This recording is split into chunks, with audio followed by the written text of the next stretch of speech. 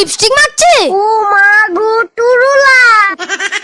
দাঁড়া, আন্টিকে গিয়ে বলি জিহানকে আজকে মার খাওয়াবো। আন্টি, জিহান না ওখানে বসে মেয়েদের মতো লিপস্টিক মাখছে। কি তাই নাকি? কই চল তো দেখি। হ্যাঁ হ্যাঁ, তাড়াতাড়ি চলো। আন্টি ওই দেখো। এই জিহান, তুমি মেয়েদের মতো লিপস্টিক লাগাচ্ছ কেন? জিহান এবার মজা বুঝবে।